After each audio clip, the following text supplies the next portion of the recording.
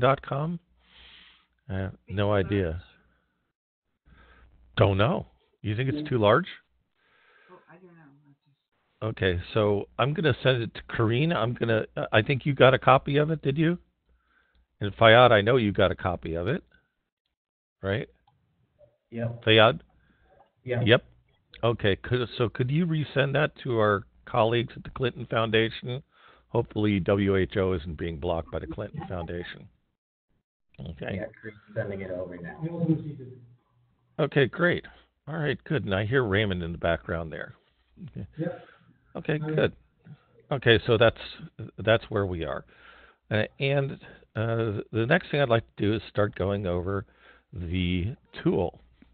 And we're going to be doing our training in a way that really responds to the questions that you've asked since last week. And so this will be a fairly specific training. But of course, at any time if you have questions, just go ahead and break in and feel free to ask those questions. Okay? Okay, great. All right. So you'll see in front of me is right now I've got two versions of this program. And if you'll hold on just a second, I'm going to bring this down so I can say, okay, typically what we do is we do this by province. That is, when we're working with the C4P Vaccination Tool, it's set up to allow you to change when you are going to be introducing the HPV vaccine by province. And you'll see right now I have start at the beginning year here. But what you could do is you can say like wait here, and then you could start here.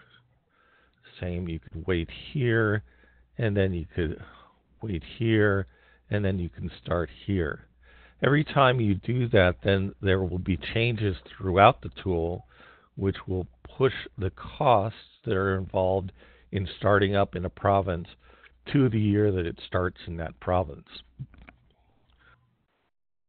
But what you should also know is that I think, and one of the questions that there was, is that he said, can this be used as a national tool?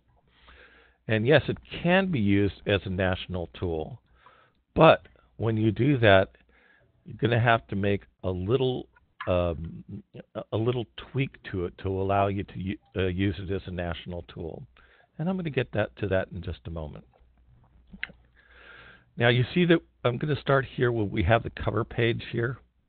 So whenever you're working in a country, you need to select whatever country it is you're working in. And we have a list of, I think, all the countries available here. And so you can select one of those. Okay. You can also select your language, English, French. I think we have English and French in this version. So you're welcome to work in English or in French. One of the things I said before, if you're going to change the language from English to French or French to English, it's important that you go through all of the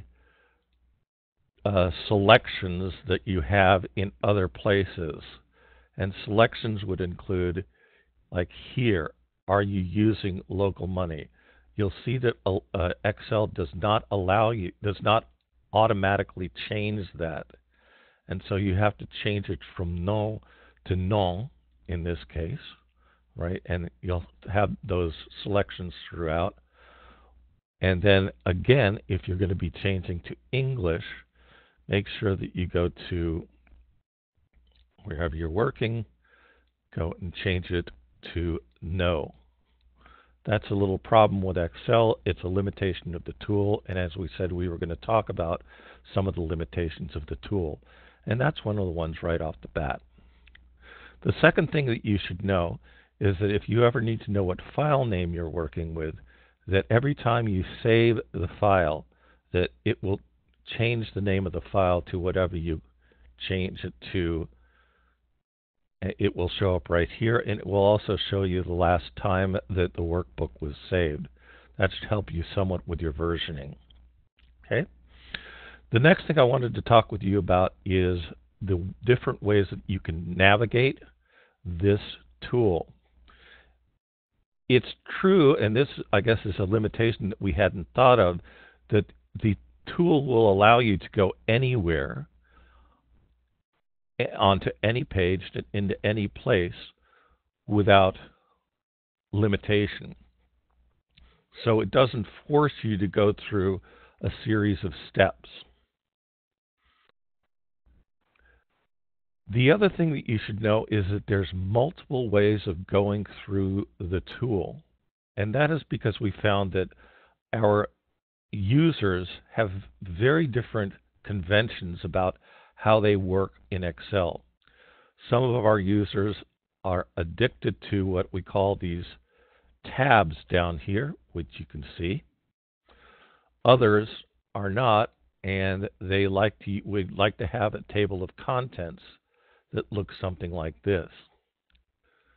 Still others like to work from section to section to section, and so we've put in section areas here, and on the side of the section areas we've put the sheet.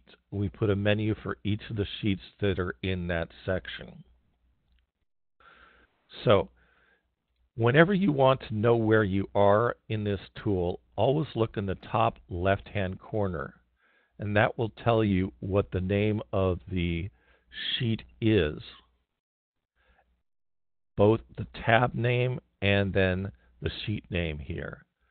So you can see if I go to Dem Echo, which is economic and demographic inputs, you'll see that you'll have up on the top left hand, you'll know what the tab name is, and you'll also know what the name of the sheet is here. And at any time, if you want to go to the table of contents, you'll just need to click on the table of contents. You'll see wherever you are, table of contents, and that will take you to a hyperlinked table of contents where you can go. So navigating the tool is fairly easy, and it's also all about how you prefer to logically get about your tool. So you'll always have the table of contents. You'll also have within each of these main areas, you will have a list of the worksheets that you are hyperlinked here. And you'll also have the tabs down here. So that's the reason that we did that, is because, as we said, different people like to navigate Excel in different ways. So this is providing you with options. There you go. If you want to know what the model version is at any time, it's down here on the cover notes and what the status is. It's final, and again, it'll tell you the last day that the workbook was saved right here. Whoever is supposed to be working with the tool, the person who is responsible for filling out a particular version of the tool, should put their name, title, email, and their telephone number here in the front. Make sure that you ask people to do that so that you can contact them easily, or a developer who might be reviewing it can contact them easily and ask them questions or give them suggestions or advice. Good little thing to have. The home page basically will list out what your costing worksheets are. It will help you go through a step-by-step customized estimate, and it will also help you to get to reports. Some people, again, like to use this type of graphic menu, and so this makes it easier for them to do it. But the thing I want to point out also is that this will also give you the projected financial and economic total, the projected number of fully immunized girls, the cost per fully immunized girls, both financial and economic cost. And Anne, if you could just remind people what the difference is between the financial and economic cost. Financial costs are the costs that are there's an outlay that you actually paid for. And I'm sorry to interrupt. Could you speak a little bit closer to the microphone? I can't hear very well. Okay, sure. Can you hear Thank me now? You. Yeah, this is better. Okay. Yeah, financial costs are items that you actually had a financial outlay for. For example, if you pay for transport, and economic costs also include other items that are more are in kind. For example, donations would be included, or volunteer time. So we make a distinction between those two. And both Okay, of them and are, for instance, like a personnel time, like hospital doctors and nurses, would that be included in economic but not financial, or? yes. But it depends on the perspective. So if you're taking the perspective of the hospital and they've already paid for the labor, then it would only be an economic cost to them and not a financial cost. Okay. And in this case, we're always taking the perspective of the government when we're working here. Sorry. Go ahead.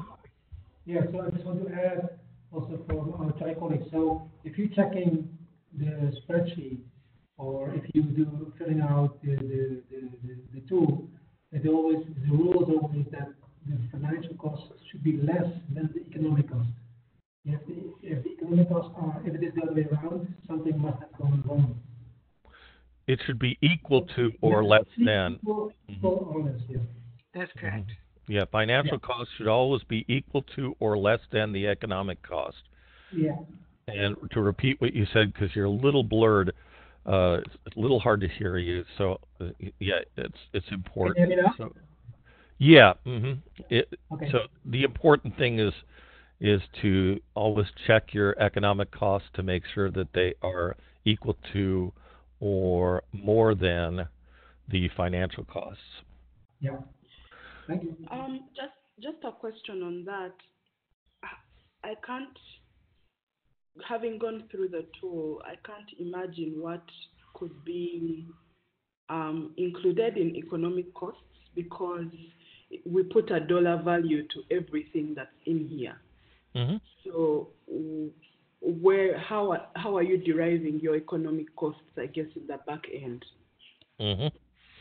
Yes, and we're going to be deriving our economic costs by including what the primarily what it's going to be is the personnel costs.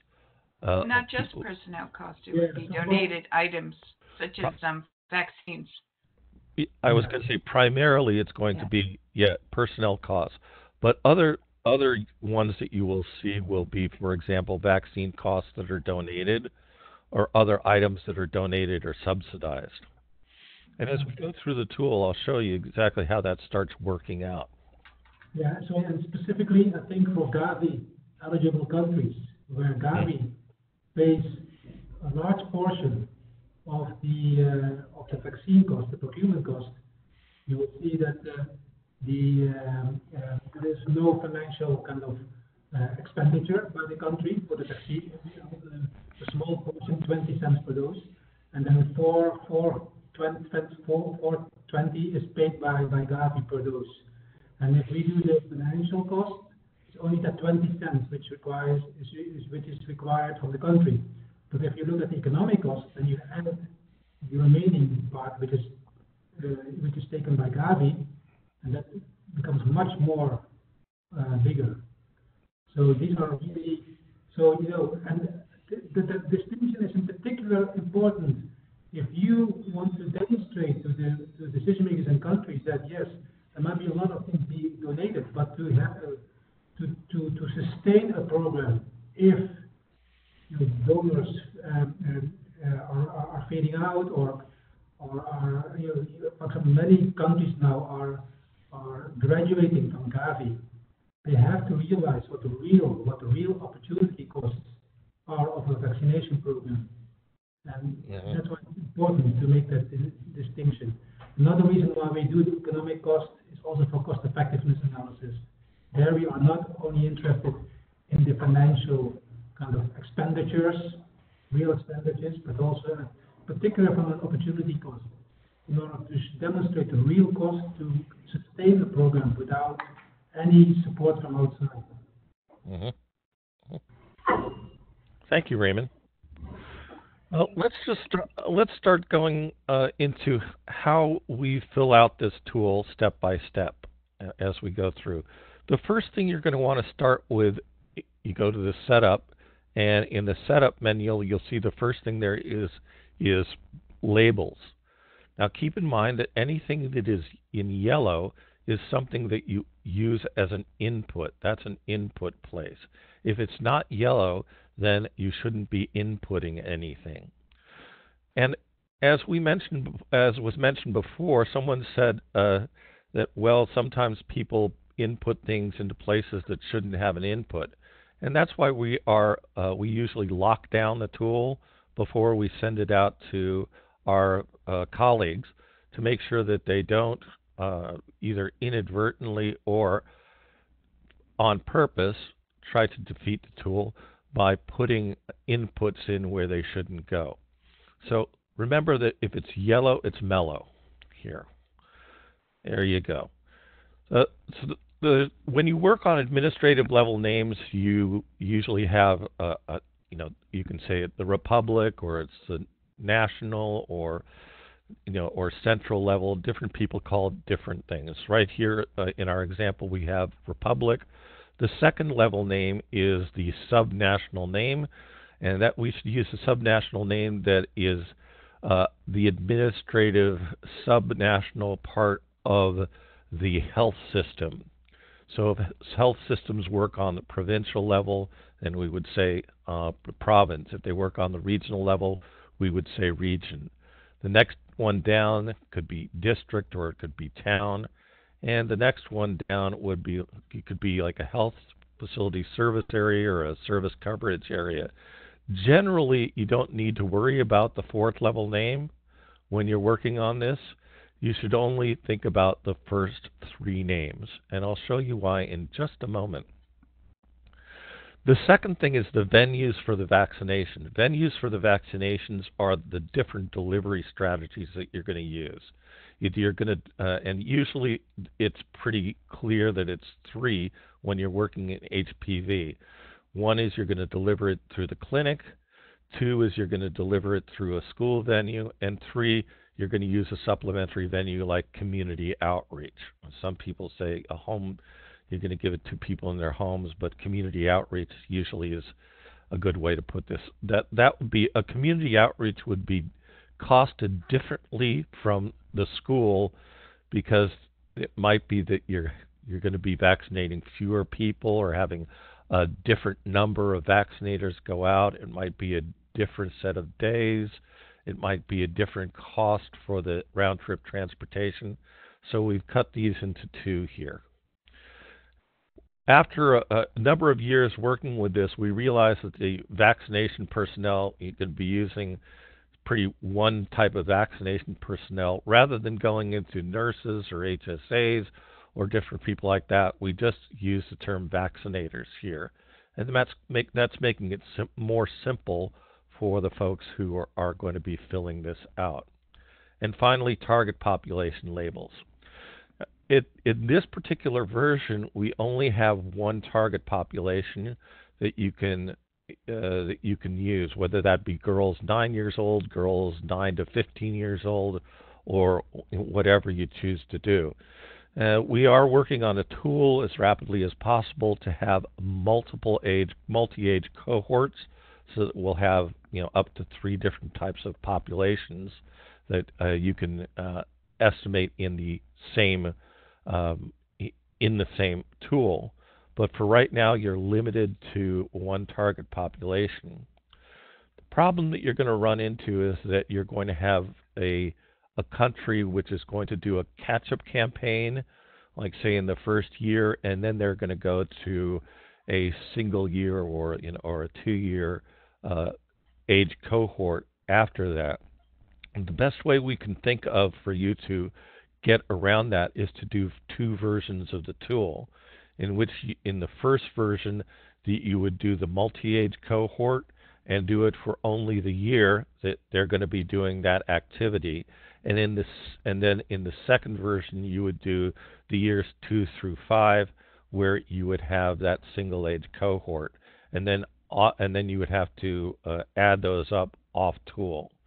So that's the answer to you. That's the limitation right now. We are aware of it, and we're working on it.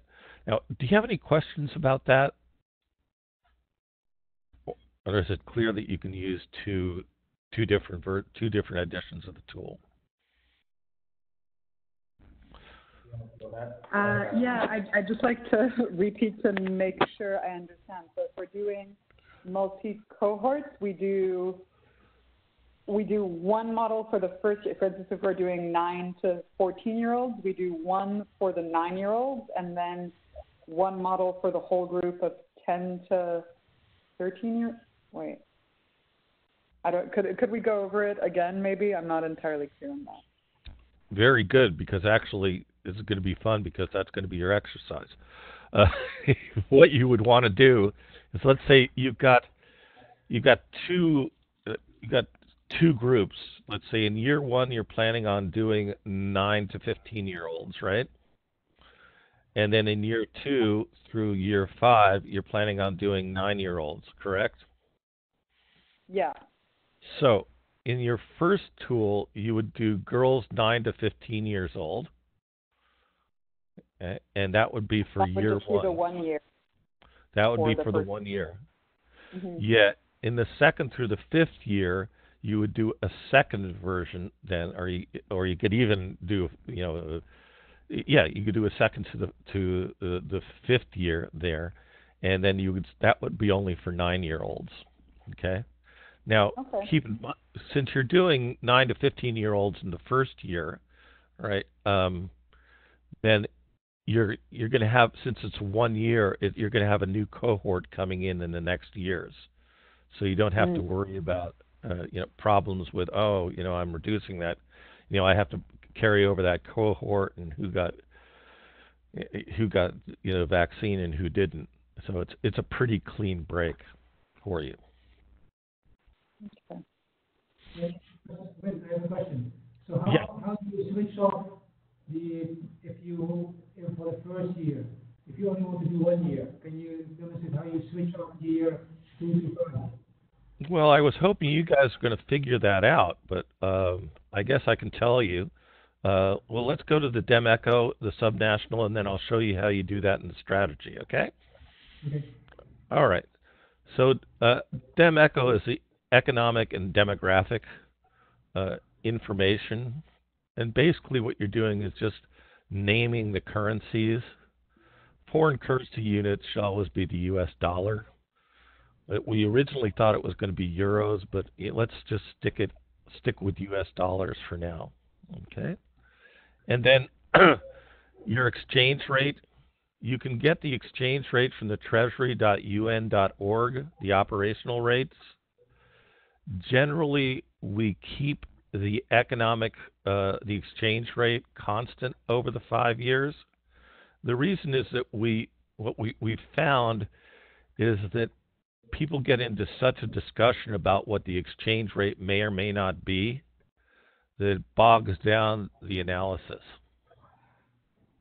So, I mean, if you want to get into an argument with someone about what they think the exchange rate's going to be 3 or 4 years from now, fine, great. But we found that using a constant exchange rate for the purposes of the modeling estimate is probably the best thing for you to do.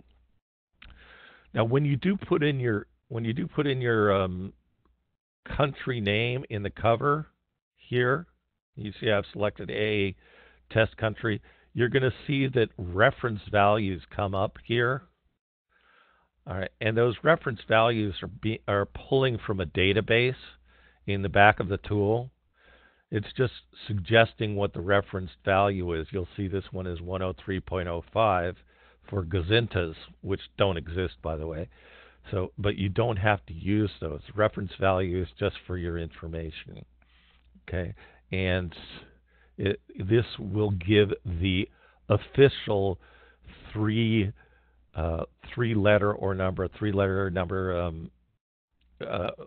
abbreviation, if you want to use that. But some people prefer to use something else like GZ, and that's fine. If you do that, if you put this in, it will change it throughout the tool. Or it's GZX. So I'm just going to put GZ2 to keep what we had before. The annual discount rate we use needs to be constant, and this is used for annualizing capital costs and annualizing introduction costs as well. So 3%, I'm told by the health economists in my life, is the standard rate that's used. And Dr. Levin, can you corroborate that for me, please? Yeah, it's the rate that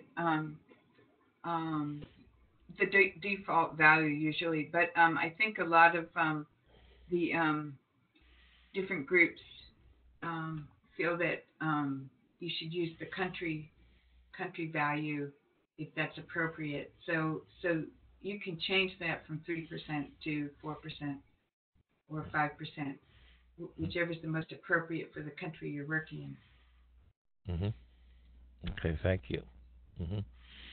And the estimated useful life years for introduction costs is set standard at 5. Now, if you're going to be doing, I think you should probably set it at 5, even if you're going to be splitting the two activities into, the first one being 9 to 15 years old, but because still you're going to be having training that's going to carry over towards the work that you're doing with the 9-year-olds. So I would definitely keep the useful life years for introduction costs at 5 years. I would suggest, because that's the length of this model. Please. Hey, Wynn, this is Sophie. Just to understand, what exactly do the estimated useful life years refer to? Is it like the life of the vaccines or the life of the program, or? It's for any, thanks for the question, Sophie. It's for any introduction costs that you have. And an introduction cost would include micro-planning, training, initial IE&C work, initial cold chain additions, and anything else which is done at the beginning of the project to get the project started. Okay? Okay, so we would, like, if it's 5, then we discount over 5 years any, like, initial investment costs. That's correct. Mm-hmm. Okay. You'll split it. It wouldn't be discounted for financial, but it would be discounted for economic, of course, right? Or it's a straight discount. Then it's not. It's discounted. Yeah, it's discounted if it's a economic cost, right, or capital cost. So, annual population growth rate. Sorry, Sure. Morgan, just on that.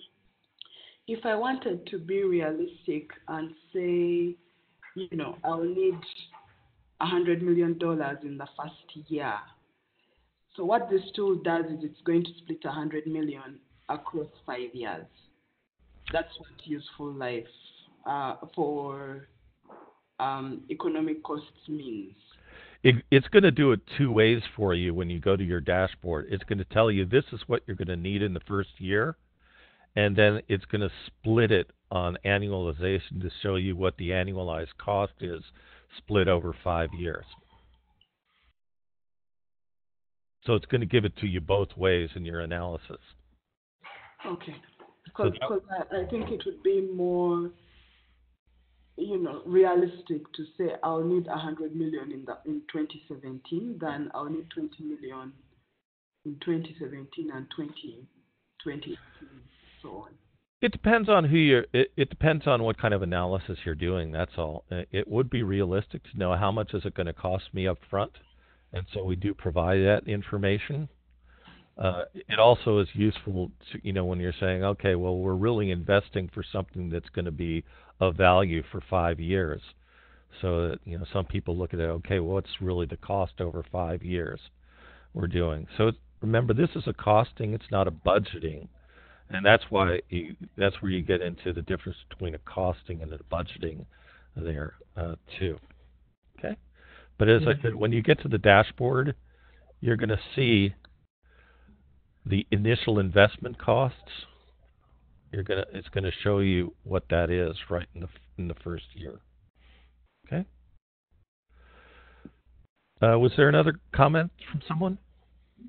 Yeah, I just want to highlight here that you have to make a distinction between discounting to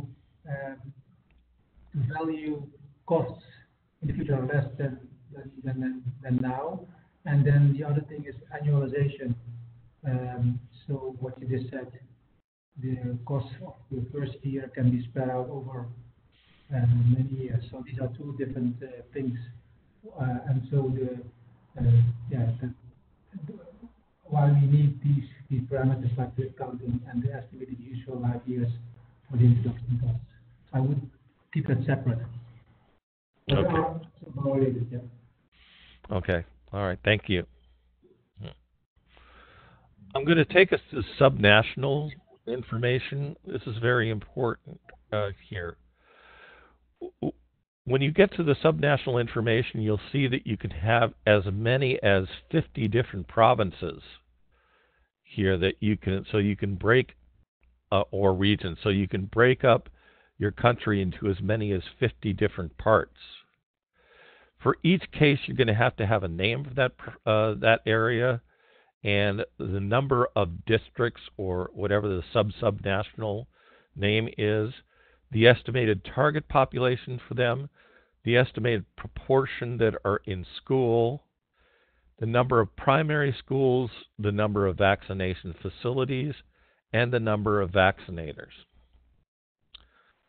As you'll see here, that you'll end up with a total up here that will give you like the national total here, the number of provinces, et cetera, okay? Now, here's where it gets, where you have to do a little tweaking in order for you to use this tool just using national information. Let's say that you have 10 provinces like this, and you don't want to break out all 10 provinces. You just want to use the national information. In order to do that, you basically can use these numbers here, right? But there's going to be one problem. This little number here is calculated by counting how many of these rows has something in it.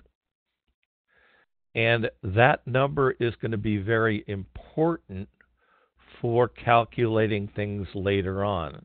You need to know how many provinces there are. So, if you want to do it as a national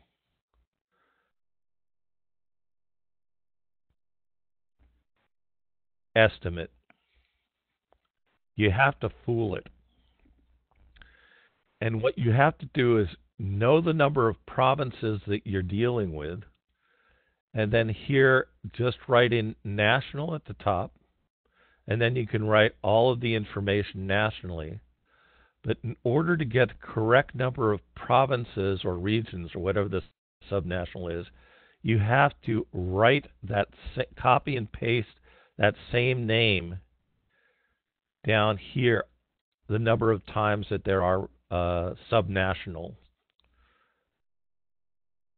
places. It's a little quirky, but you sent me back from Friday, going and making sure that this works. And I basically did it so that you'll see here you've got cost per fig, 411 and 1628 now. And then this one, which has got all the provinces written out 411 and 1628. Okay.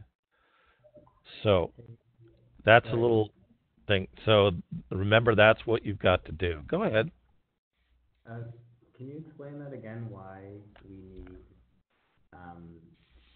something filled in for each province? Yeah, why the name was filled in for each province, right? Yeah. Why do we need that? It's a little. It's a glitch. We understand that it's going to count the number of entries. But Yeah. if I understand finance, I think what we're trying to understand is what does that mean for the results we're getting by indicating something that how many provinces are all in the country.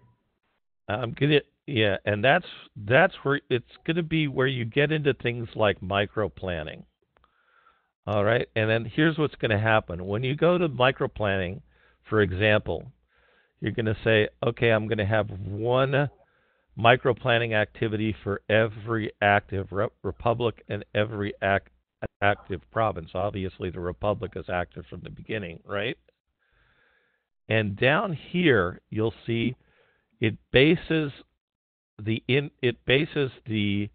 costs by multiplying the unit cost of a province level micro planning with the number of active provinces here.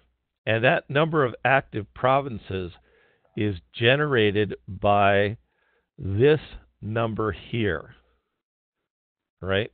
This subnational number here, plus in your strategy when you're telling the provinces to start. So essentially what you have to do is you have to fool you're fooling the program here into, here you see, you're fooling a program in these two places so that it thinks that all 10 provinces are starting at the same time because it's a national startup. So it's basically a tweak that you have to do in order to stay within the parameters of the logic of the program.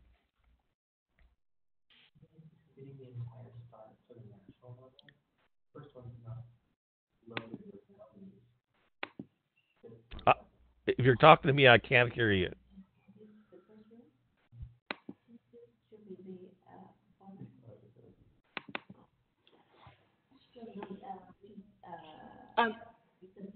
Raise a question about why we use only first row enter.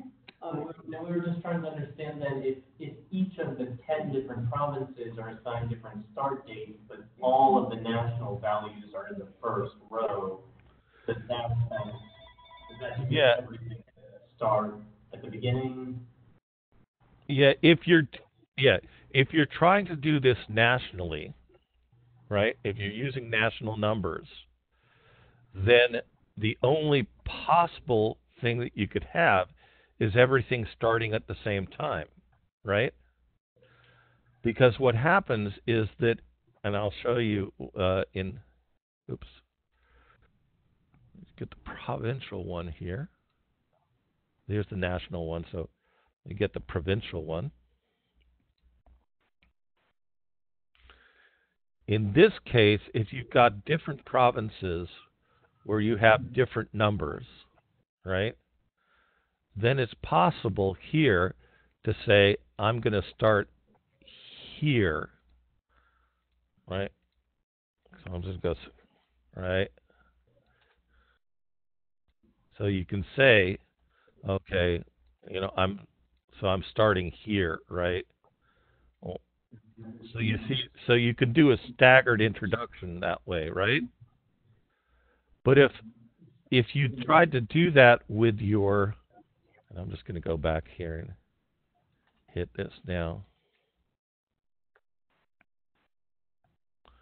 But if you tried to do a staggered introduction here, it wouldn't work because it would be pulling the numbers from here, not from here. So you wouldn't know how many districts there are, in this particular province, right? It would the model would think, oh, well, there's 0 districts here, 0 districts here, right? So it wouldn't be able to pull the numbers that are needed for the other calculations that it's doing. Are you still wondering? I think we're with you now. Mm-hmm. Yeah, I mean, basically the historical reason is that we never expected someone to just do it at the national level. Our expectation was that they were going to work on the different provincial levels and have that information available, and then they were going to stagger out they were going to roll out, if you will, the introduction. But with this, Raymond, but why can't you use the provincial version you just showed, the other sheet you showed? That's also national, no? What is wrong with that? You can use, you mean this provincial here? Yeah, that is to be national. National yes. Means like all provinces start in 2000. What is the year 2000?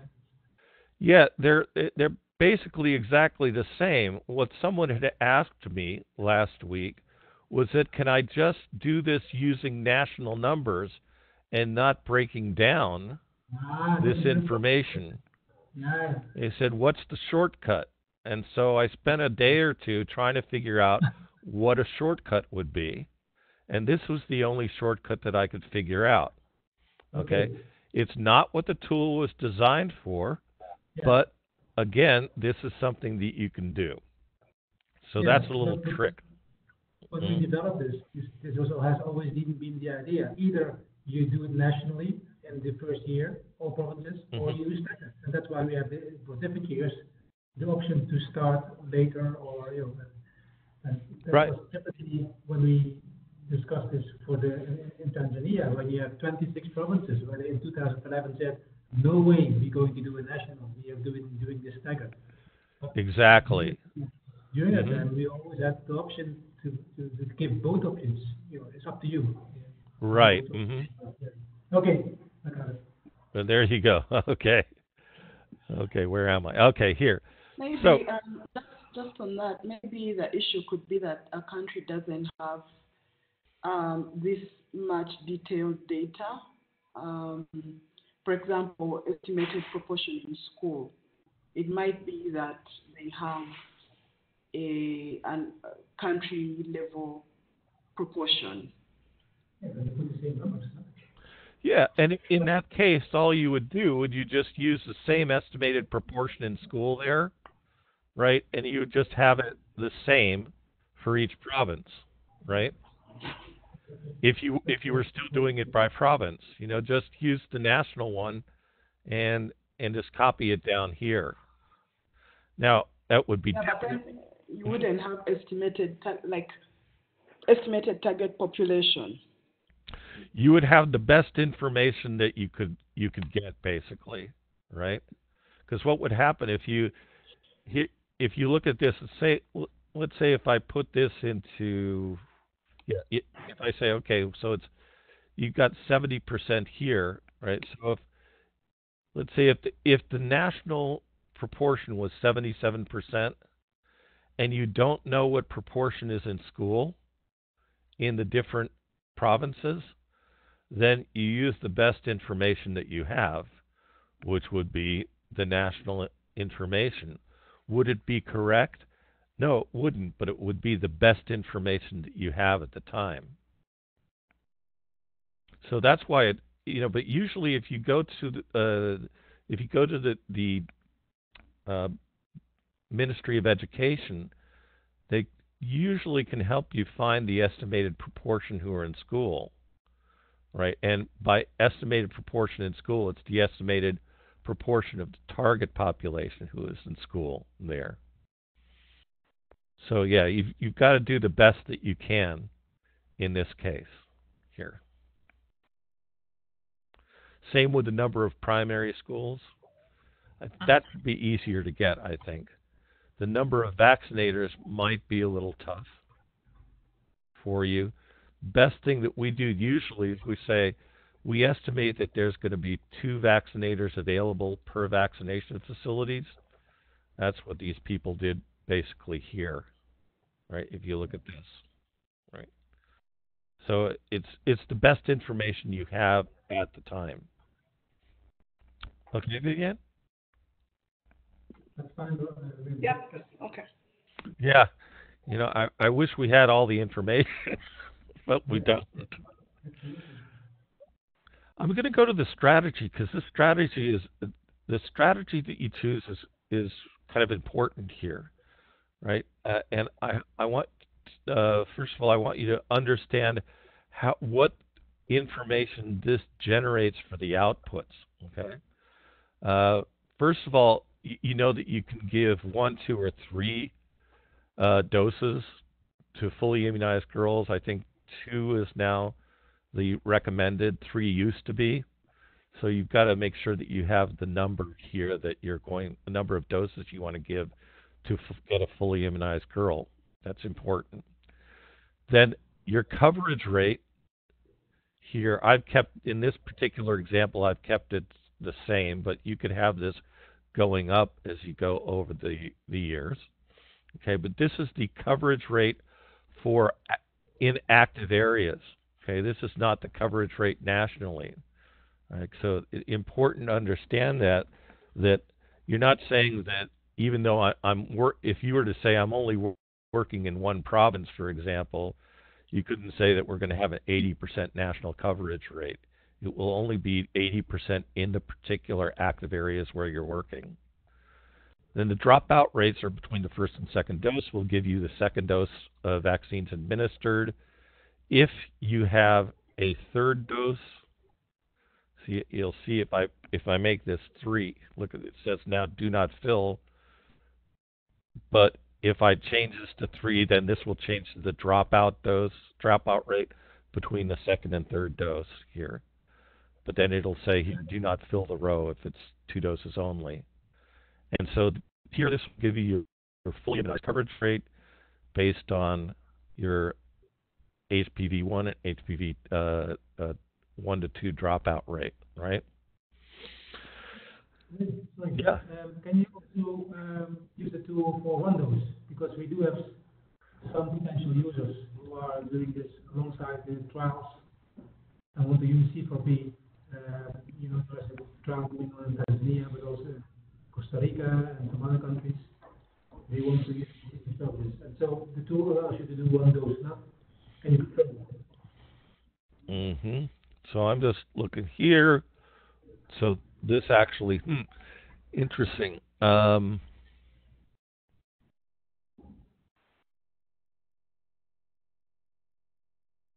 Yeah, but I have to just change this to allow for to have it refer to the first dose then. Yeah. So would you like me to do that? Yes, just in case, because we just had a call with Rome from Berlin Factory University. We did a work also in Moldova, and who is planning to use also C4P tool in Tanzania and Rwanda. They are running a trial.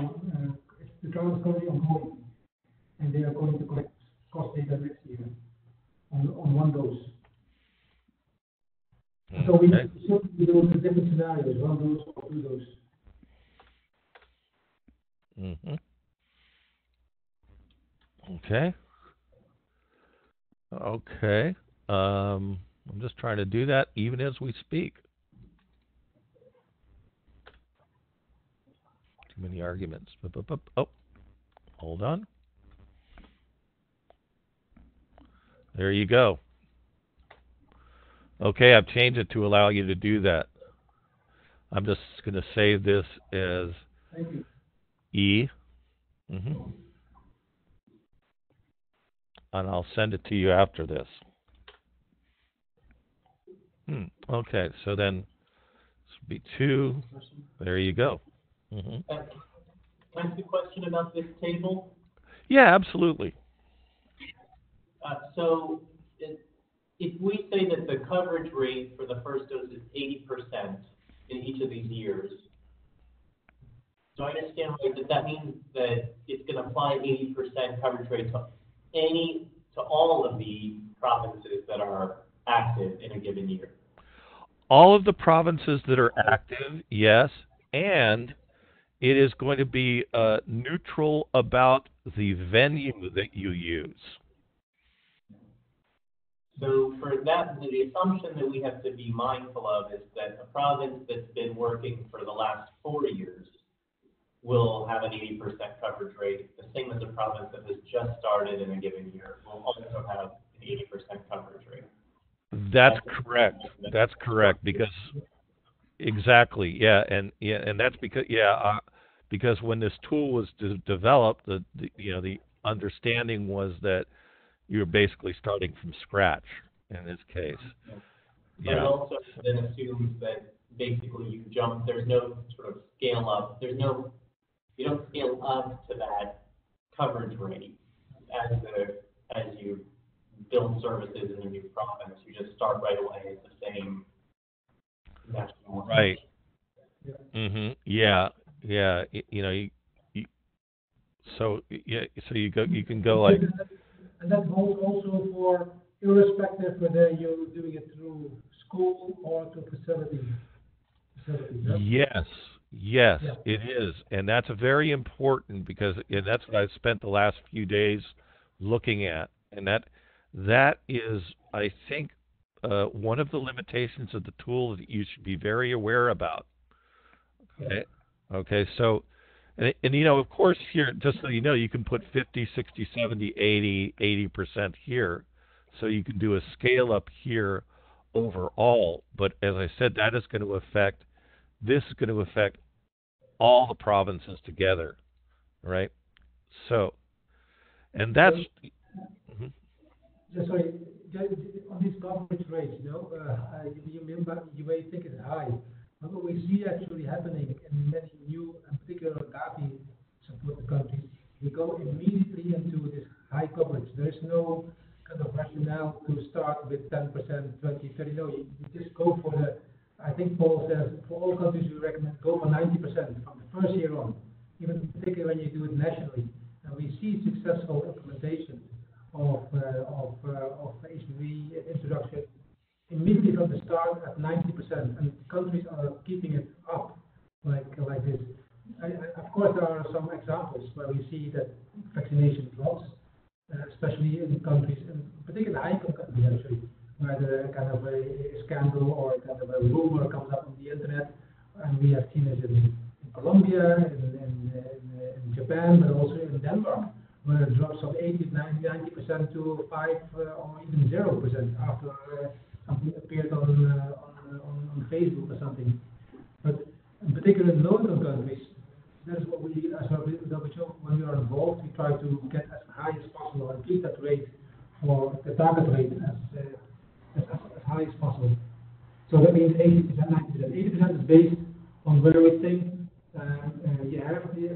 you need a coverage rate for women in order to get the full indirect effects of the vaccine, and you protect also the unvaccinated. So that is our WHO recommendations with regard to coverage. Mm-hmm. Mm-hmm. Now, so also these once you do the input assumptions on the key rates here, that's going to be used for a lot of different calculations later on. It's going to be the basis of different calculations. One of the most important being the number of vaccines that they're going to purchase. So the number of vaccines that are going to be purchased is going to be based on this information here. It is not going to be based on any of this information here in clinics and schools or community outreach. It will also be based on, depending upon when you have how many provinces you have starting or continuing over the years. I'd like you to take a close look, please, at estimating the proportion of vaccines that will be delivered through each distribution point. Now, in this case, you'll see that you have a country, AA test country 2, which has decided to do 80% of its distribution through clinics and 15% of its distribution through schools and 5% through community outreach. Keep that in mind, 80, 15, and 5%. Keep it in mind, 80, 15, and 5%. Now, that's the strategy that's been chosen. Now, based on the information, you've got, and again, you have the number of planned doses to give to each fully immunized girl. You have your vaccine procurement is going to be based on a number of things. It's going to be, first of all, it's, what your coverage rate is going to be and your target population. Also, your assumed wastage rate and the planned buffer stock or reserve stock you want to have on hand. Now, the reserve or buffer stock to have on hand will change. It will be 25%, but it will come in only in the first year of the province. So you know. Okay, so that'll go into the province in the first year. Now, the capacity of safety boxes, you can say whether it's 100, it's either 100 or 500. So that's going to help estimate what the cost of your the number of vaccine safety boxes you're going to need. Okay. Now, when you start, hold on just a moment. Block this. Thank you. When you're looking at the cost of vaccines, you're going to have two different important things here. You're going to have the unit cost, and you're going to have the markup for freight and insurance here. You're also going to have subsidies. So if a vaccine is costing $4.50 per dose, and that's the market value of it, and there's going to be a subsidy of $4.50, then of course the financial cost will be zero there. Except for this. You have a markup for freight and insurance, which makes it $4.82, which means that you're going to be paying financially 32 cents for each vaccine dose that's coming in. Are you guys still with me? I want to make sure you can hear me. Yes, Yeah. we can start. Okay, good. All right, so you'll see here that when you come to the financial cost here, based on here that it's 32 cents financial, but because you're getting $4.50 in donations, it's $4.82. The question becomes then, how do you figure out what your markup is going to be for insurance and freight? And you can do that by going to a little thing here called Plug Vac. And Plug Vac here helps you figure out what your possible charges might be, or add-on charges per dose. And those can include, in here we've got marine insurance, wharfage, if there is that, any handling, removal from transport. These are the usual things that people have. Any port storage, transport to the stock, management, any bank charges or destination inspection fees, storage in the warehouse, and I don't mean the central warehouse, but the storage in the warehouse at the port here that they charge you, and any other distribution to, like, zonal centers or insurance coverage if you're adding that in. So what you want to do is go over with whoever you're working with and figure out how much they're being charged for insurance handling, transport, with from the time that something gets to the port until the time that it gets into their central warehouse. And those charges should then be included here.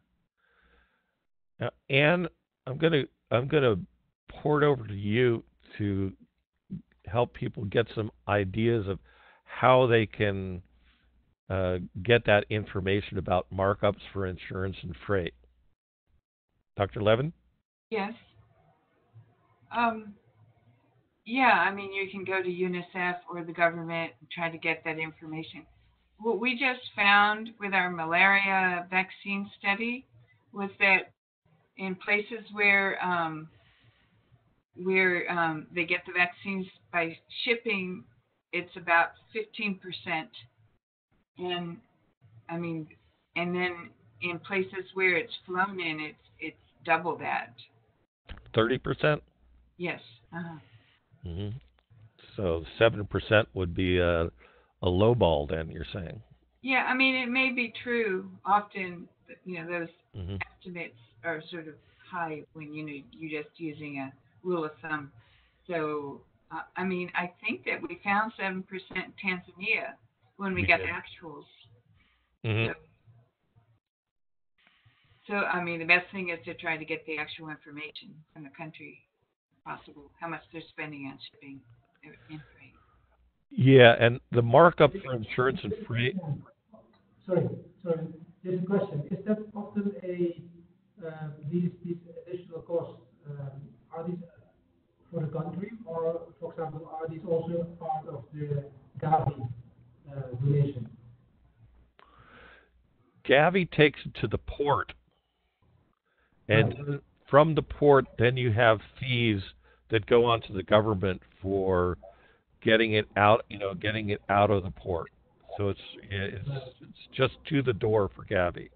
Okay, so these are really financial costs then to the country, which is kind of, yeah, okay. It can be, yeah, and so that's and it could be difficult to figure out. So you could as we said, we've used 7% for Tanzania. I think others have been between 7 or 8%. With the malaria now, we're finding 15 to 30%, which is really that surprises me. But so, and remember that this markup is going to be the markup on the market value. It's not going to be the markup on the subsidized value. So this is where you're going to see, costs going up, right? So so here you have 32%, and there you have $4.92 as well. But you still have these financial costs that often are forgotten about. So that's important. Okay. So usually there's not subsidies for injections, syringes, or safety boxes is what we found. But when we originally did this, we put it in. So you usually won't find that. Okay. The usual buffer stock is 25% in these cases, and the assumed wastage is anywhere between 5 and 10%. All right, so you can work that out with your team who you're working with in country. Okay, any questions before I move on to service delivery? Yeah, just to confirm, the 5 and the 25%, the wastage and the buffer stock, those both apply to all three items, the vaccine, the syringe, and the safety box? Well, certainly, yeah, but you can change them, of course, yeah. But, of course, with the vaccine and the syringe, that you usually have the same on the vaccine and the syringe. Although it could be a little less because it depends on where the wastage occurs. Now, often the wastage is occurring in the field. It's not occurring in transport. Okay. Safety boxes, you could probably have it be a little less. But, the buffer stock is still about the same. Yeah? Yeah, okay. Thanks. Mm-hmm. Sure. Morgan. Yes, please.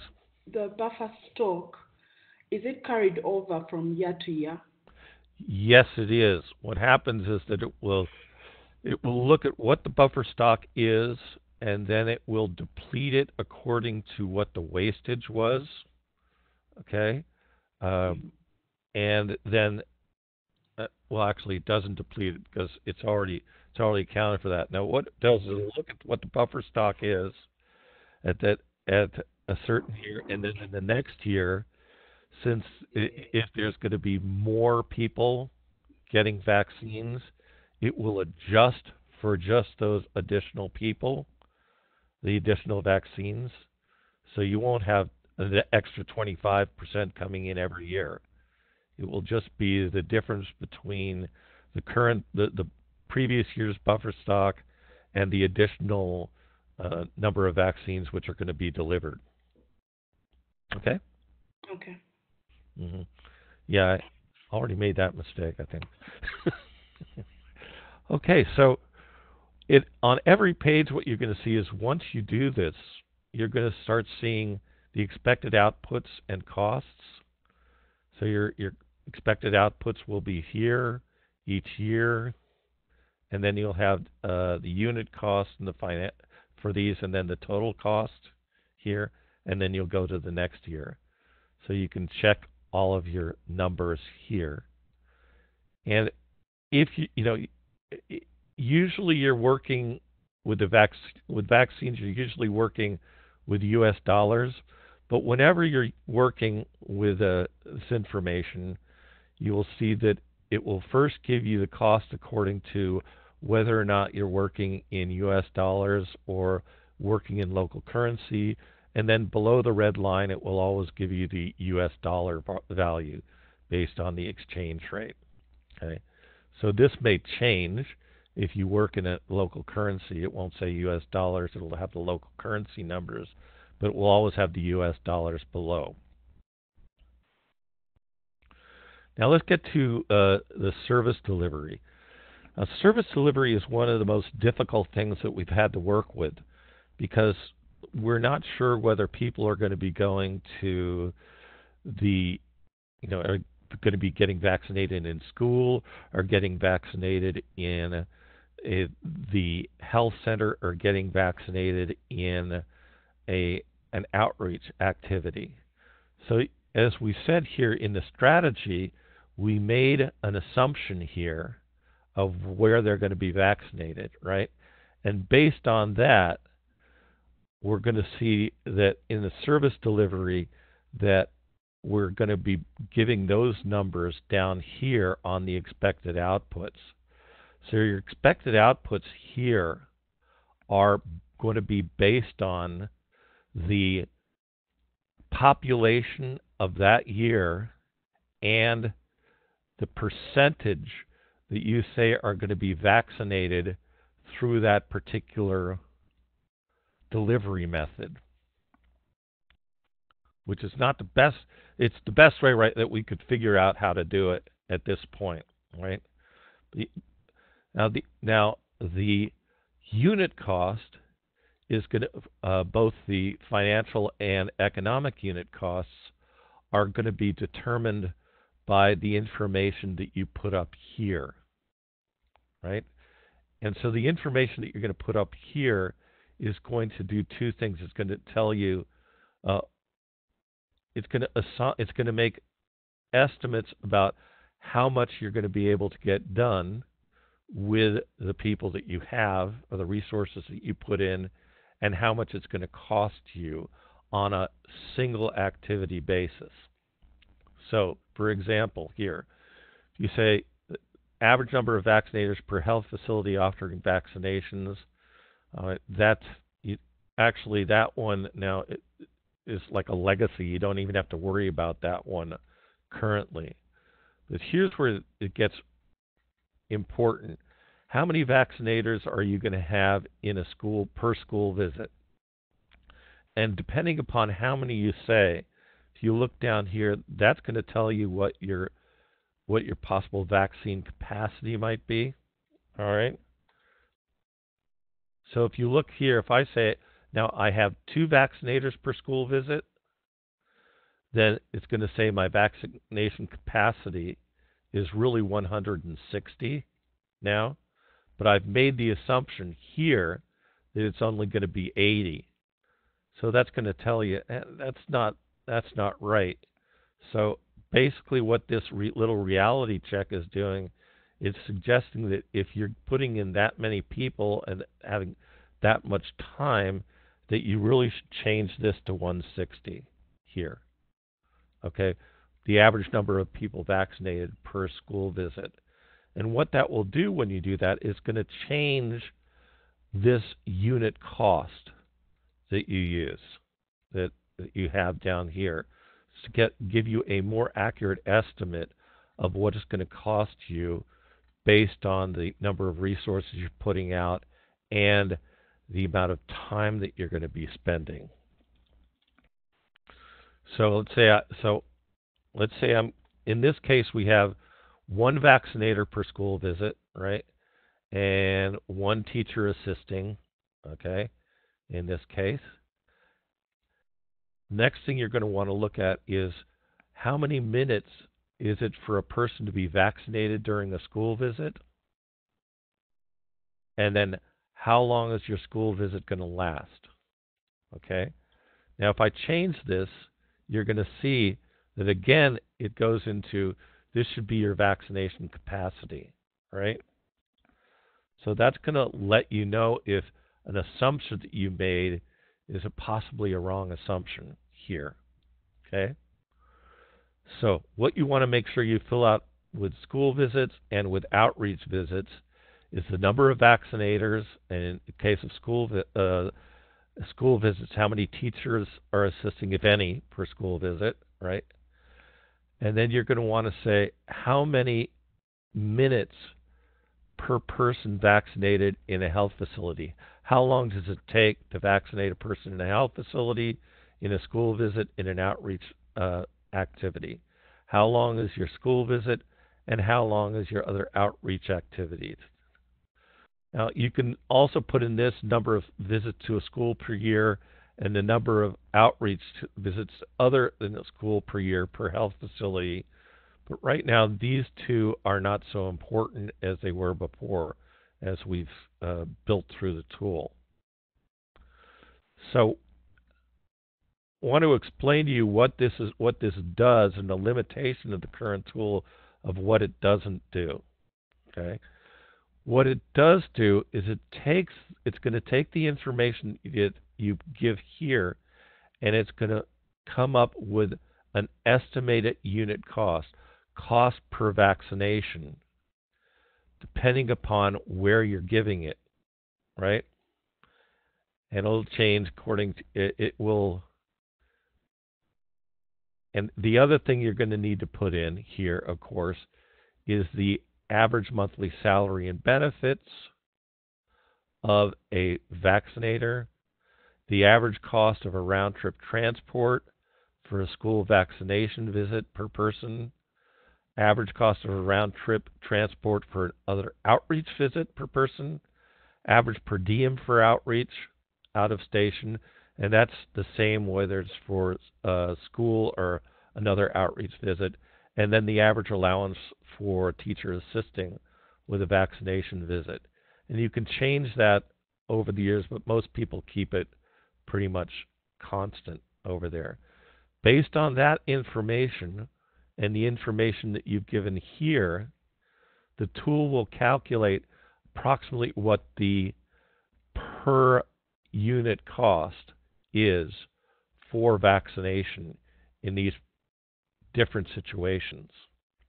Okay.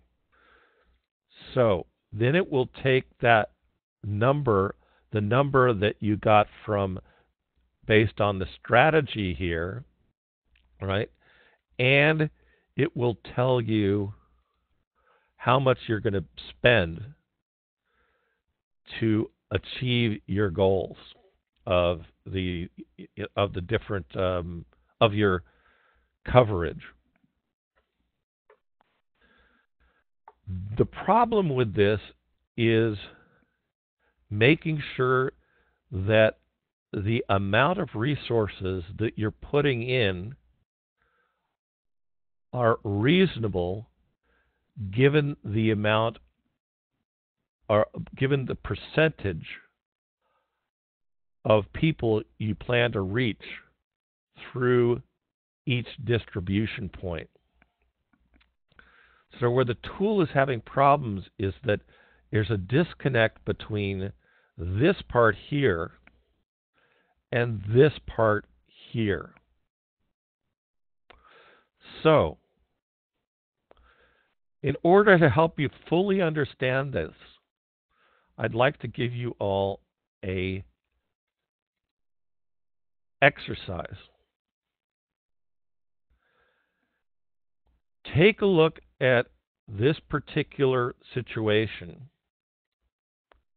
and based on the amount of resources you're putting in, I would like you off tool to think about how many visits you are going to be doing, how many school visits you're going to be doing in each year. And based on the number of school visits you're going to be doing,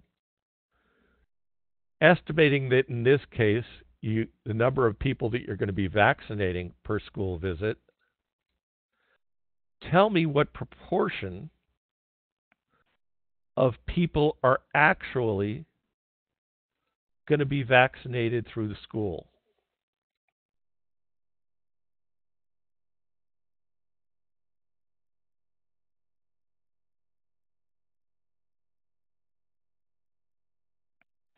You want me to repeat that?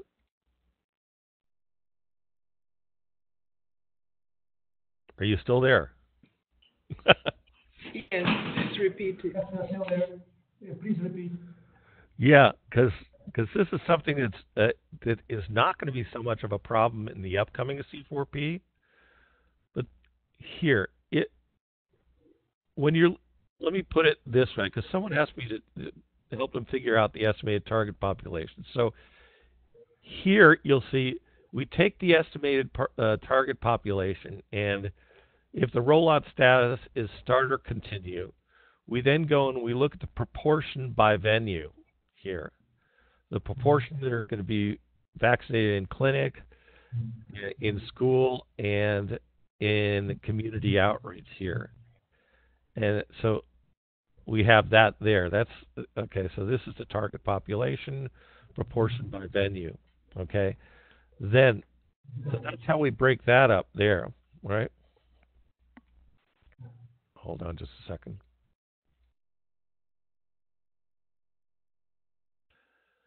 So then, if you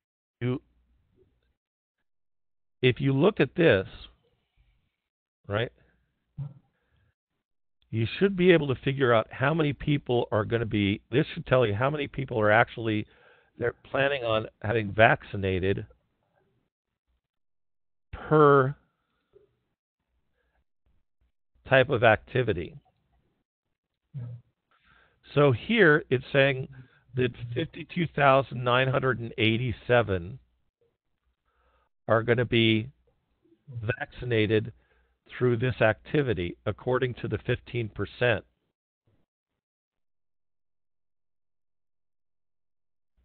Now, if you look at this and you say, okay, I'm going to put out, so I'm putting out vaccinators here, this number of vaccinators, okay, and this amount of minutes, blah, blah, blah, blah, blah. Here, I should be, what's missing here is a table that says, and what you need to calculate is what is going to be the cost of one school visit.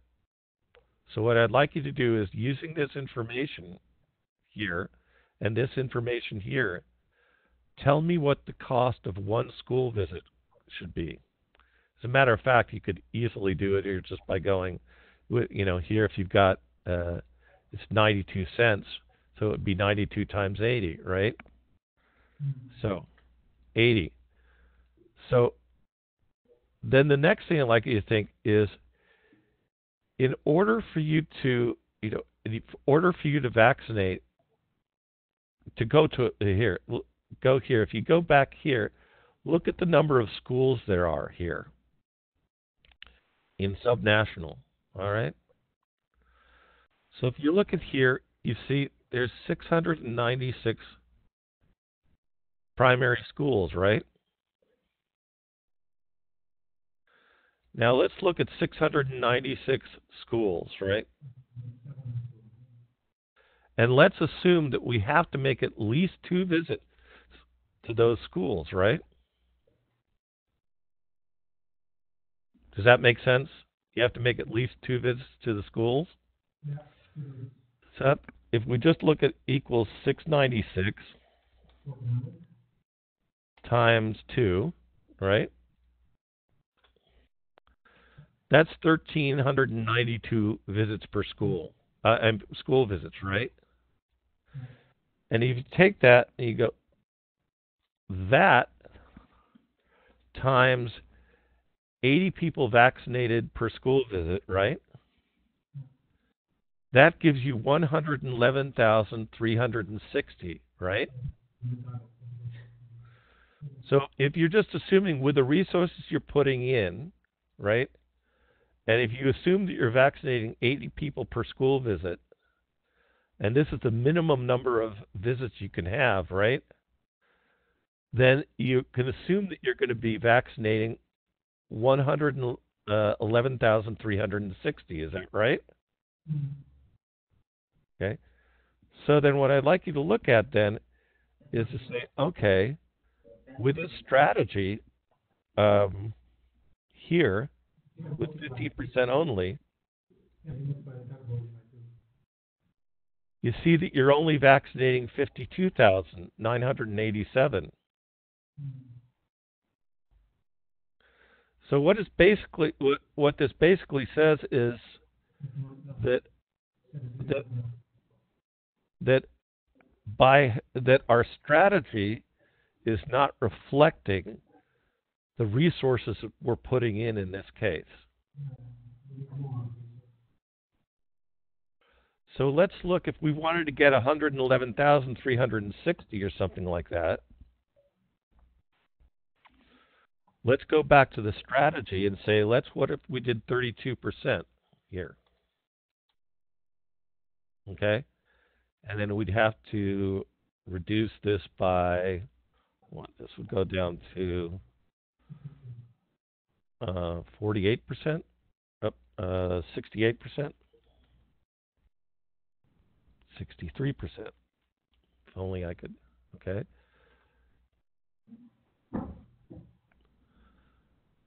So that's more realistic there because you've already invested all those resources there, see? And then if you look at that, then you go down here and you'll see that your numbers change here to 113,000, which is very close to 111,000, right? You see that? Yeah, so what we've learned here is that if you want to get the most accurate, or if you want to make sure that the strategy that you say that you're going to use, or the proportions here, are relevant to the inputs that you're putting in here, you've got to do a little, check, basically, on your logic. Are you with me? Yeah. Okay, and the same goes for the outreach visits, okay? For you to figure out how much you're putting into outreach visits.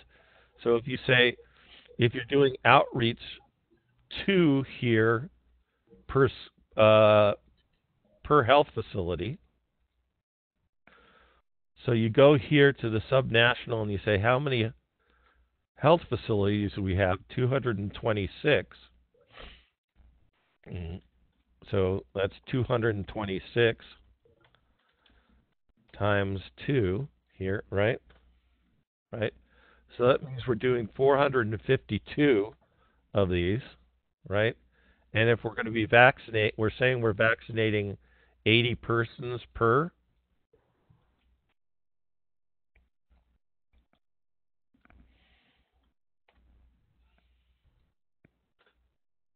This says we're going to vaccinate 36,160.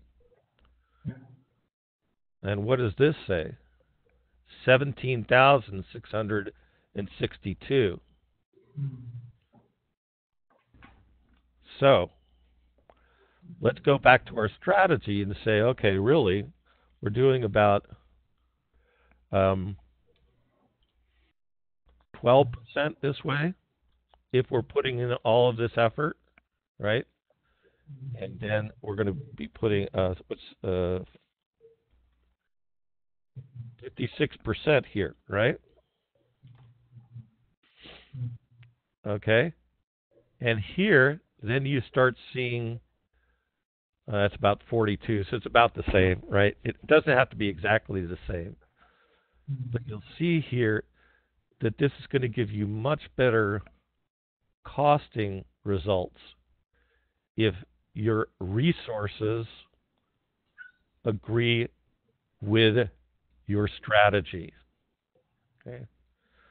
So, over 10 years, one of the things we've learned is this is a limitation of the tool.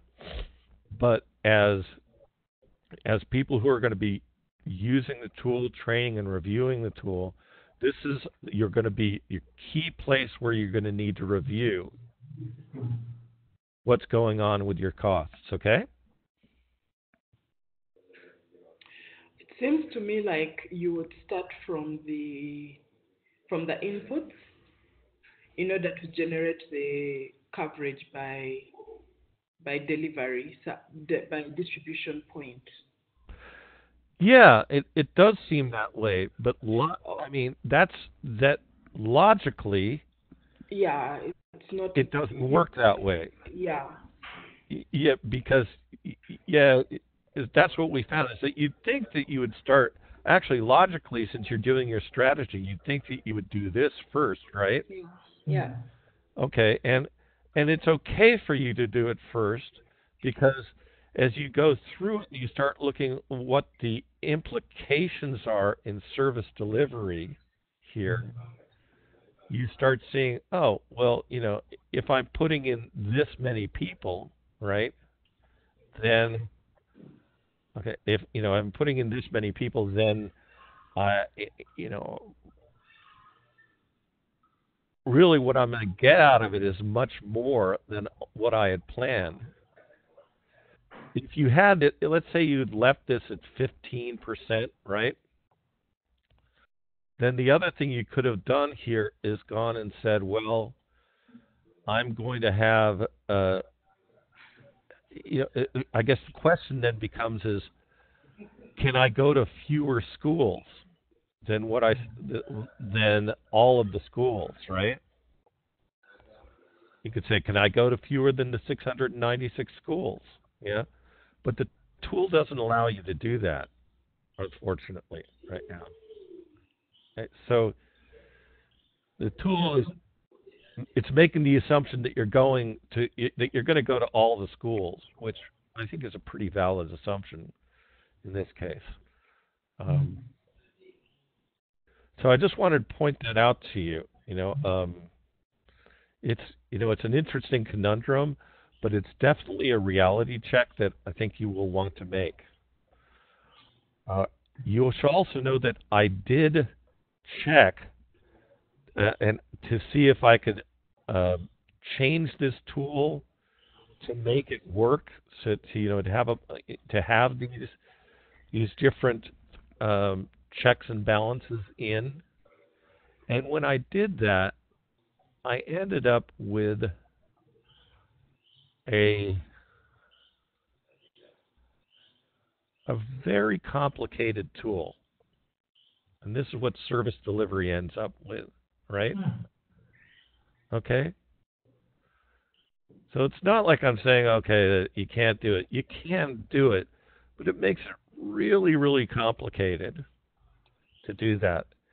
And also, the difference is not a huge difference when you do that, just so you know.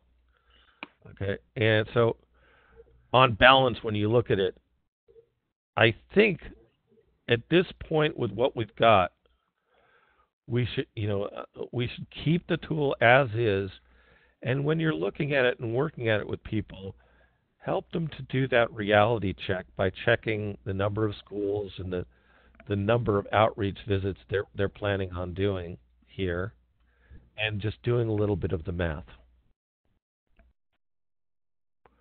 Any questions on that?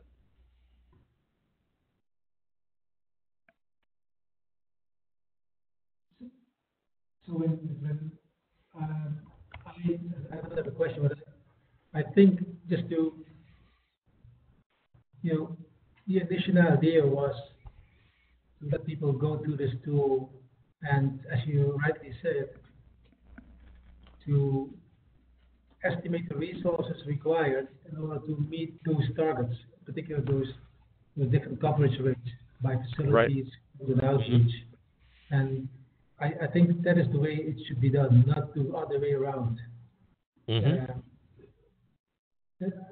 Well, that's my opinion on this, and do these reality checks. Whether maybe you should go less to schools and more to facilities, if you really want to have those target, the target coverages on the strategy. So, because that is how people have, and also how we want to use the tool.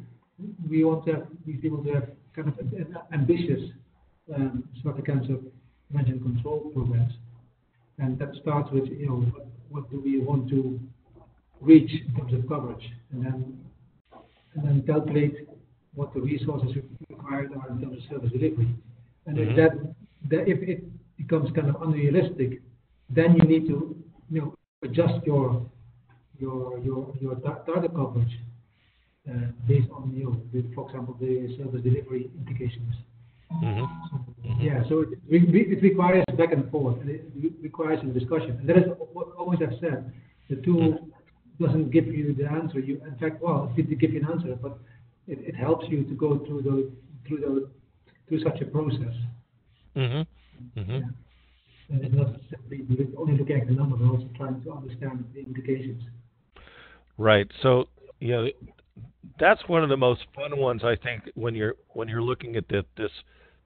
I think it's really important for us to do, is to help people think through this process of saying, if you do put in this number of people, and if you are going to try to go to every school, then what's going to happen is that this is what it's going to cost you, and also this is what you can assume you're going to get out of it. So it could be that your strategic estimates need to change based on the minimum amount of resources, in this case, that you can put into a school visit, right? Which I think is a lesson learned for all of us. I'd like to go over into the next tool, the next part of the tool. So we have 15 minutes here to talk with you about these parts here, not service delivery, but initial investment here. Okay, and that includes micro planning, training, social mobilization, right, and supervision in particular.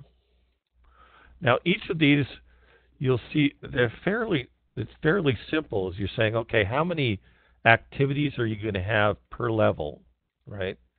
And for, national will always be one for the initial micro planning, if you're going to be doing micro planning, and then each of the sub levels, you have one. Some countries also want to have district level micro planning, in which case it can put one there as well, right? And that, just so you know, that micro planning is only allowed to happen in the initial startup year of that province and the districts under that province, right? The next thing that you're going to look at is you're going to say, what is the cost of that micro planning going to be? And you'll see that it's just asking you for a quick input. Now, some people may not know how to budget that, and so you can go to this plugin here for a meeting, right?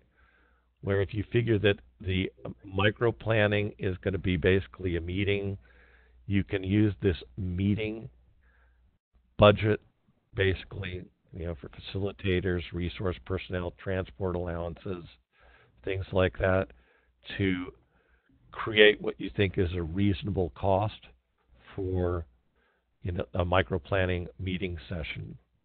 Or you can do this off tool and make assumptions about what the costs are going to be for the various micro-planning level activities.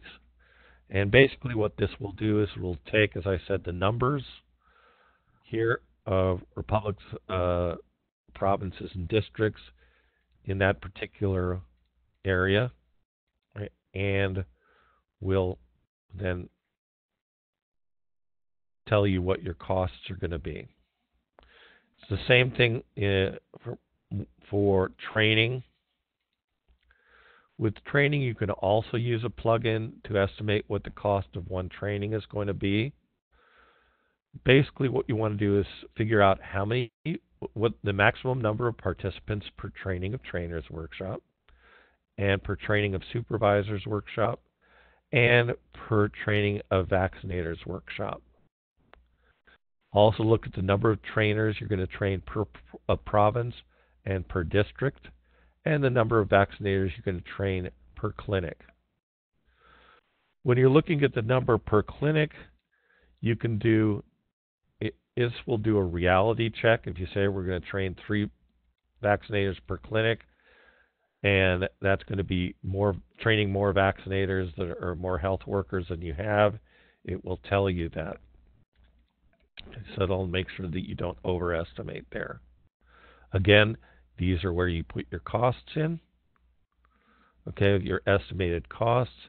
As I said, with plug training, you can look at the type of training you're doing, and you can build yourself a budget for trainings here. Now, this is not linked in any way to the actual tool. That's why we call it a plug-in. It's just helping you estimate what your cost is going to be, right, in local currencies and US dollars. So you can take that cost here, total one training event here, and take it back here and then plug it in here to this area here, both the unit cost and economic cost. But most people are pretty good in countries of knowing what a training costs, particularly this type of training. So you shouldn't have that much trouble with that.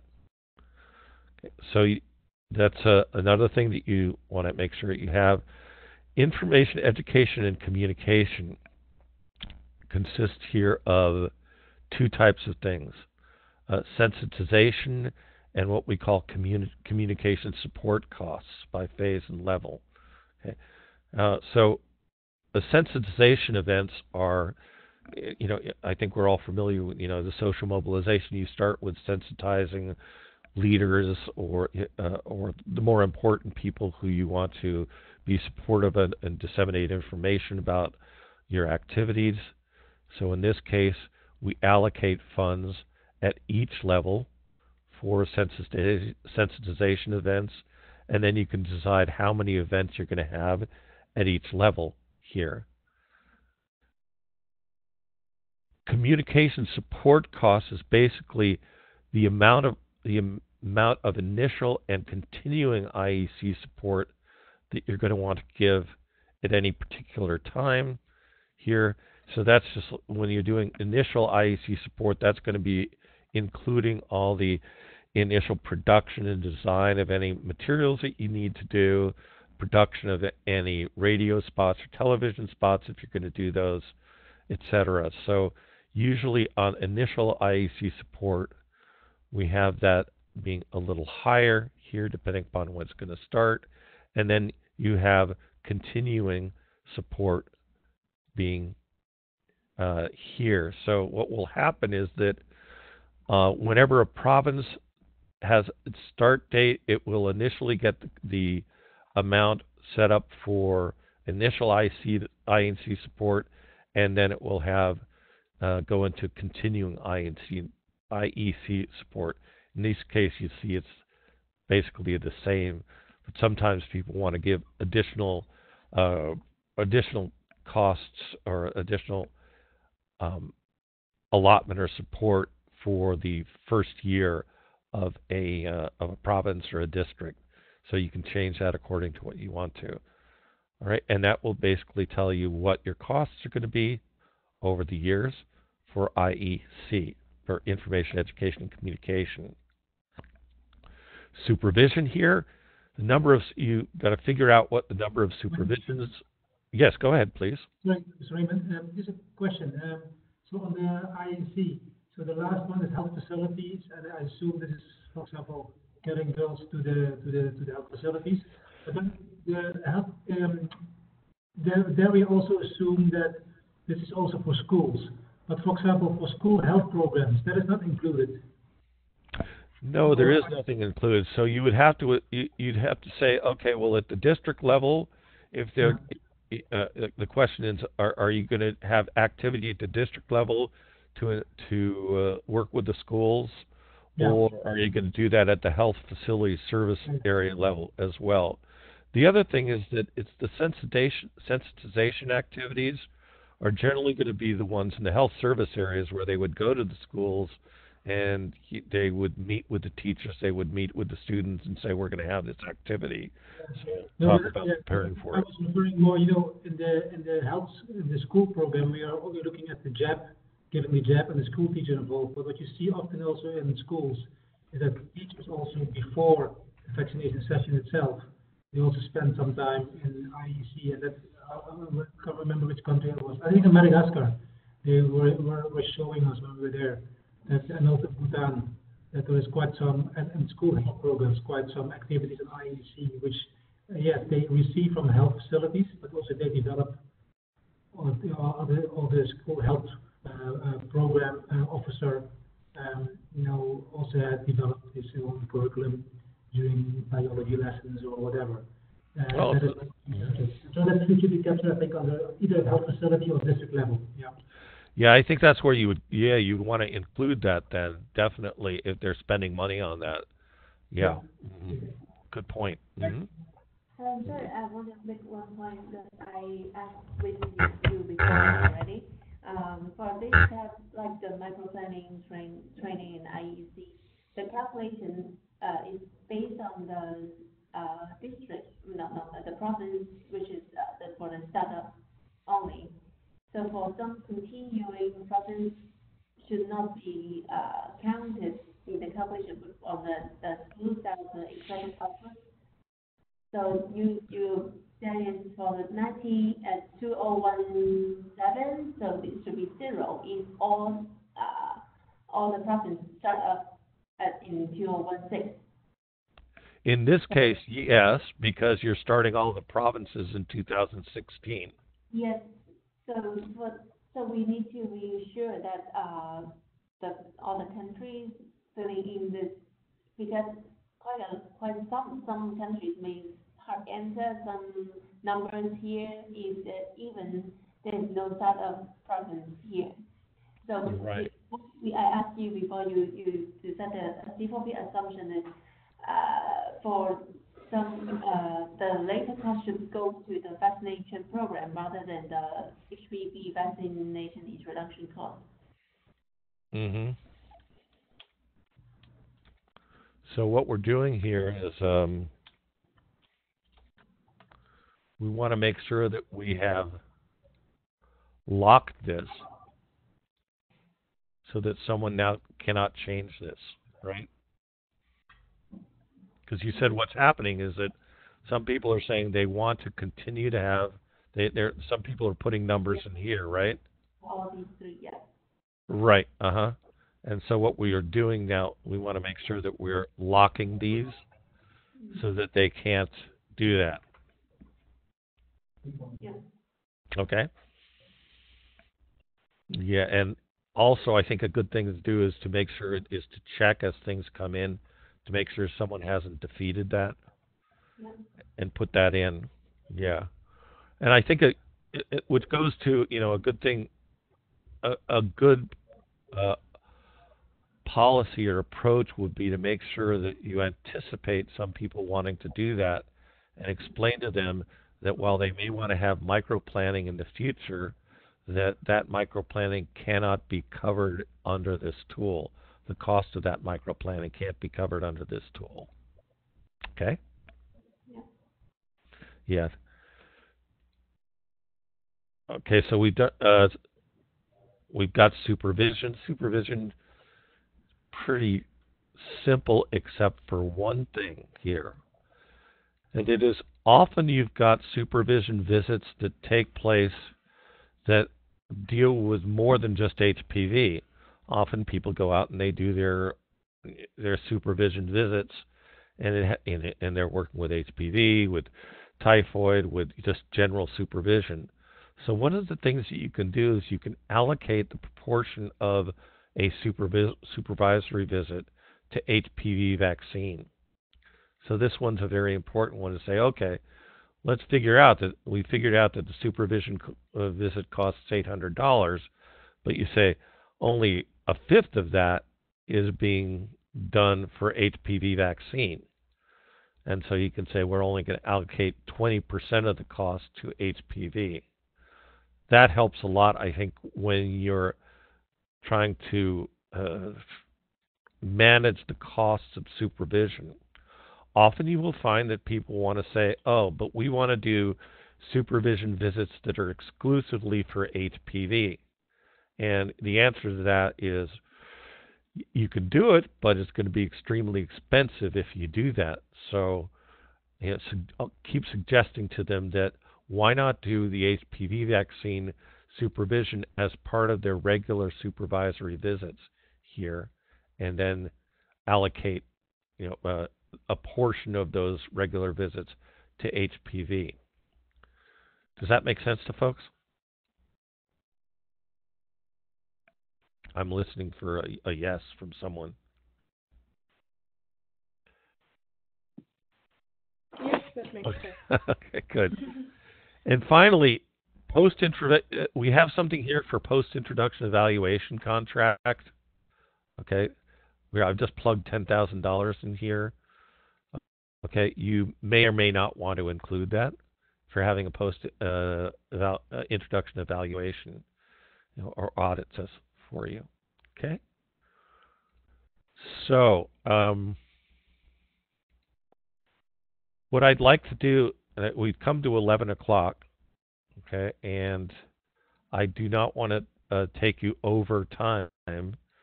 So let's see, I think, Fayad, you're in charge of the time, is that right? Yeah. Okay. Would you like to go on, or would you like to move this over to the next training that we're going to be doing? Sophie and Vic, how are you guys feeling? Can we move it over just because it's 7 p.m. here? Yep. Yeah, 90 minutes is about as far as most people can go on something like this. Yeah, that sounds fine. Okay. Okay, so an update. So in final, so I'm going to send the version E to you, all right, which you've asked for. And then I'm going to ask you as an exercise to try to determine, based on what you understand of this tool, what you think would be the what would be the effect of changing the strategy from what it was 80% and 15% and 5%. What do you think would be the best change in strategy you could make to achieve your goals, and how much would that cost? Okay. So when you come back next time, I'm going to ask you, what proportions did you use here, and what is the cost per fig? And then I will compare that with the original one that we had, which was the 80, 15, and 5%, and we'll see how we've done. Okay? So the objective is to get the cost of fully immunized low as possible, is that what you're saying? Or? No, it doesn't have to be as low as possible. I just want to see that if you change, I want to see as you change it, Right. you know, what, as you make the changes, what is the effect on the cost? My intention here is to get an idea of, I want to get you playing with it, particularly with the service delivery cost here, and seeing what the effect is where you make changes in the service delivery cost, and then what changes, and figure out what changes you should make on the strategy here to make sure that the two of them are as much in sync as possible. Okay? All right. I'd also promised to do some